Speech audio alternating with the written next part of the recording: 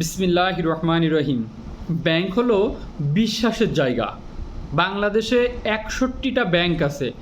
এই ব্যাংকের ভিতরে 33টা ব্যাংক আছে বেসরকারি ব্যাংক। ইসলামিক ভাবধারার ব্যাংক আছে 10টি, 9টি ব্যাংক আছে সরকারি এবং 9টি ব্যাংক আছে বিদেশি ব্যাংক। পরিবারের না যতটুকু বিশ্বাস করে মানুষ, তার চেয়ে বেশি মনে হয় বিশ্বাস করে ব্যাংকে। পরিবারের লোকও অনেক ক্ষেত্রে জানে না তার কাছে কত টাকা আছে, কিন্তু ব্যাংক কর্তৃপক্ষ অর্থাৎ ব্যাংক অথরিটি কিন্তু জানে ওই ব্যক্তির কত টাকা আছে। আমরা বিভিন্নভাবে এই বিভিন্ন দুর্বল ব্যাংকগুলোকে চিহ্নিত করার চেষ্টা করছি, বিভিন্ন মহল থেকে এইগুলোকে দেখানো হচ্ছে। এতে কি প্রভাব পড়ছে দেখুন। যারা এখান থেকে আমানত গ্রহণ করেছিল, তার অর্থাৎ যারা এখান থেকে ইনভেস্ট নিয়েছিল, তারা কিন্তু এই ব্যাংকে লেনদেন বন্ধ করে দিয়েছে। যারা এখান থেকে বিভিন্ন অ্যাকাউন্টে লেনদেন করত, তারা কিন্তু অনেকাংশে কমিয়ে দিয়েছে। শুধুমাত্র এই ব্যাংকগুলোতে যাচ্ছে কারা? যারা ওই ব্যাংকে আমানত রেখেছিল।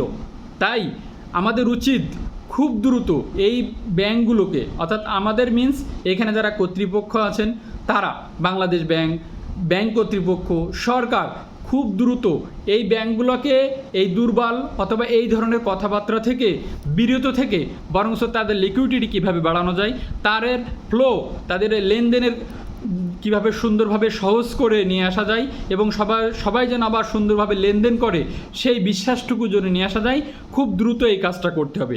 নেগেটিভিটি সকল কথা তুলে নিতে হবে, কারণ টোটাল বাংলাদেশই তো আমাদের একটা পরিবার। এই পরিবারের কোনো না কোনো মানুষের টাকা তো ওই ব্যাংকগুলোতে আছে।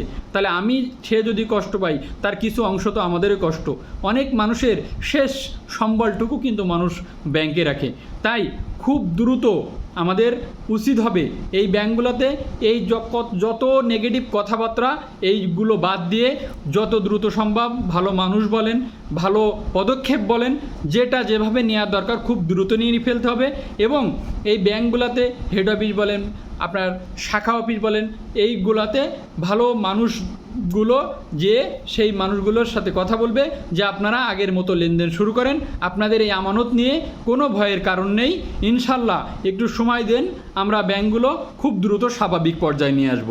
না হলে এই ব্যাংকগুলো দেখেন, এই ব্যাংকগুলোর সাথে অন্য ব্যাংকেরও কিন্তু লেনদেন কমে গেছে।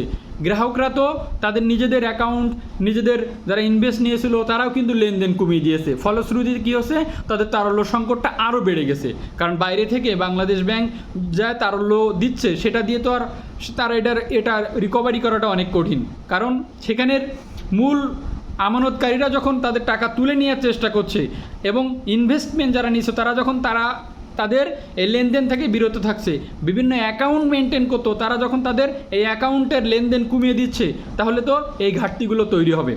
তাই খুব দ্রুত এই সব কথাগুলো এবং ব্যাংক সেক্টরটা একজন মানুষ এই বিষয় নিয়ে কথা বলুক এবং সংবাদপত্র পত্রিকায় এই বিষয়গুলো যত নেগেটিভিটি প্রচার করা হচ্ছে, মানুষের মনে তত বেশি আতঙ্কিত একটা ভাব চলে আসছে। তাই আমি সংশ্লিষ্ট কর্তৃপক্ষ, বাংলাদেশ ব্যাংক, সরকার, সংশ্লিষ্ট ব্যাংকের অনুরোধ করব, খুব দ্রুত এই জিনিসগুলো নিয়ে বসে একটা সুন্দর সমাধানে আসা দরকার।